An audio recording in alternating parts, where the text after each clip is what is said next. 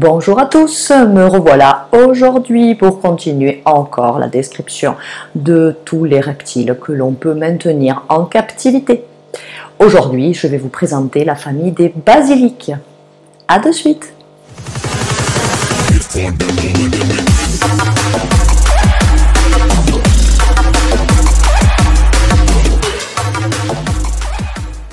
Le nom Basilicus est d'origine grecque, comme beaucoup de noms latins, bien évidemment, qui signifie petit roi.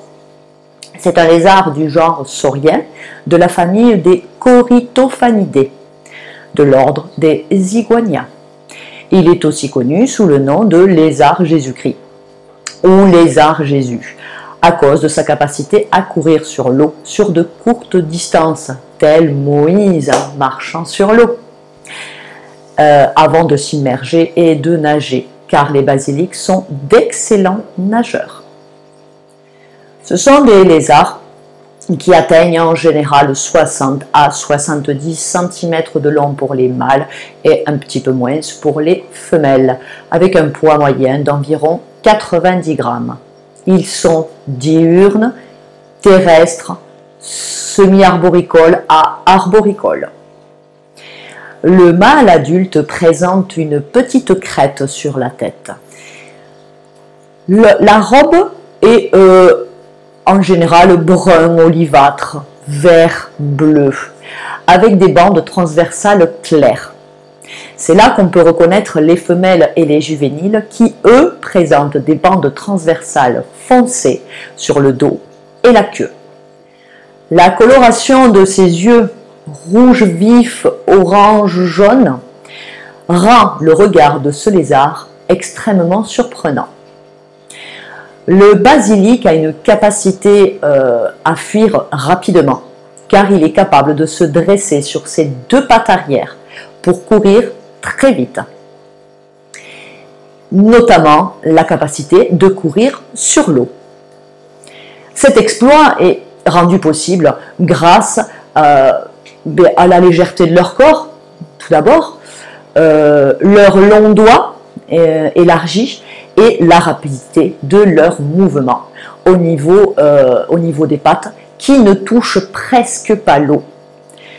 À peine un bref instant, ce qui peut expliquer qu'avec sa vitesse, sa légèreté et l'ergonomie un petit peu de ses pattes font qu'il est capable de courir sur l'eau, et bien évidemment sur de courtes distances, avant de s'immerger ensuite pour nager, puisque comme je l'ai déjà dit, c'est un excellent nageur. Dès que la course se ralentit, eh bien, il coule comme n'importe qui.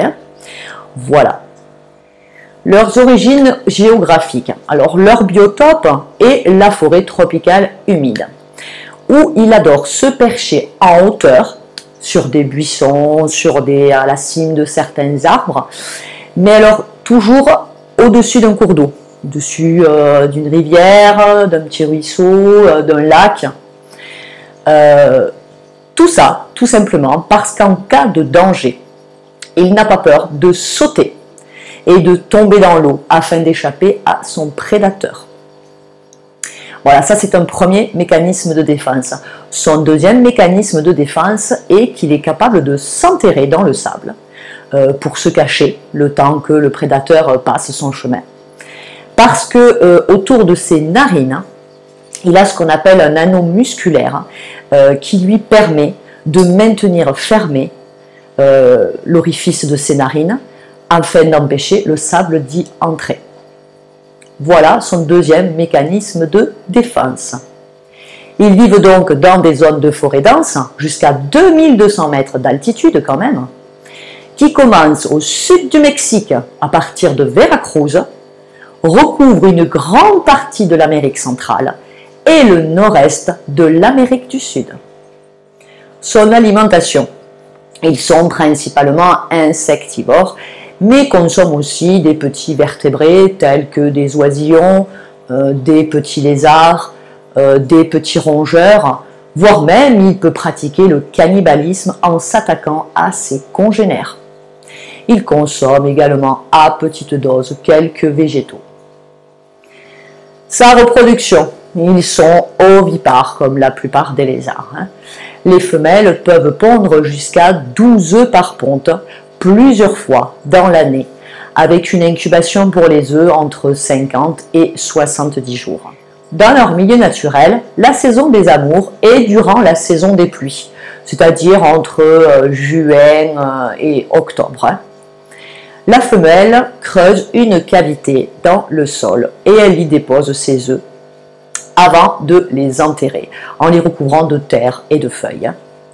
Les petits sont livrés à eux-mêmes, comme chez la plupart des reptiles, à la naissance, et doivent apprendre à survivre et à échapper à leurs prédateurs tout seuls. Sa maintenance. Ce sont des reptiles réputés robustes et faciles à élever. Néanmoins, ils demandent de la place, de par leur taille et leur tempérament assez nerveux, surtout s'ils ont été prélevés dans la nature. Donc, comme je le dis et je le redis à chaque fois, privilégiez les sujets nés en captivité. Les basiliques mâles sont des lézards solitaires. Chaque individu possède son territoire qu'il va défendre ardemment, surtout à la saison des amours, bien évidemment. On ne pourra le maintenir que seul ou en couple. Jamais deux mâles ensemble. Comme d'habitude, ils sont extrêmement territoriaux et très agressifs entre eux. Ce n'est pas un reptile manipulable, de par sa vivacité, sa rapidité et sa timidité. De plus, il déteste ça. Ça peut le conduire à de l'agressivité, voire à des morsures, s'il juge que vous le dérangez. Donc attention, un animal n'est pas un jouet. On l'élève pour l'observer, mais on n'est pas là pour le montrer à tous les copains, le manipuler, le sortir à outrance pour n'importe quelle raison. Ce sont des animaux qui n'ont pas du tout l'habitude de ça. Ils ont toujours quand même leur instinct sauvage. Essayez de préserver cela, afin d'éviter de l'agressivité qui va compliquer vos relations avec votre animal, y compris jusqu'à la morsure. Voilà. Ensuite, c'est sujet à abandon pour beaucoup d'animaux qui, à l'origine, n'étaient pas voués du tout à l'agressivité. Donc faites bien attention. C'est bien de leur offrir tout ce qu'ils ont besoin, que ce soit en nourriture, en terrarium, un joli habitat. Mais si à côté de ça, vous passez votre temps à les manipuler, à les déranger, votre animal ne sera pas non plus heureux. Voilà. Dans la nature, ils sont loin de l'homme. Sachez qu'ils tolèrent notre présence. Ils ont très bien compris qu'ils ont besoin de nous, étant donné qu'ils sont en captivité. Ils ont besoin de nous pour survivre, pour manger. Mais n'abusez pas. Voilà, n'abusez pas. Essayez de faire une relation tout à fait en confiance, sans forcing, sans rien. Et laissez-les. Laissez-les tranquilles. Laissez-les vivre. Regardez-les juste vivre. Voilà mon petit conseil. Ça reste tout de même quand même un reptile magnifique et spectaculaire, pouvant être détenu en captivité si on respecte son intimité. Voilà, donc surtout respectez leur intimité. Vous n'aimeriez pas qu'on vienne vous déranger toutes les 5 minutes dans votre lit, ou voilà, quand vous avez envie d'être tranquille, ben on vous laisse tranquille. Respectez ce critère-là, respectez leur intimité. Je trouve que c'est un animal tellement magnifique, tellement spectaculaire que, comme les anolis, j'ai trouvé plusieurs espèces. Ne pouvant choisir, j'ai décidé de vous les présenter.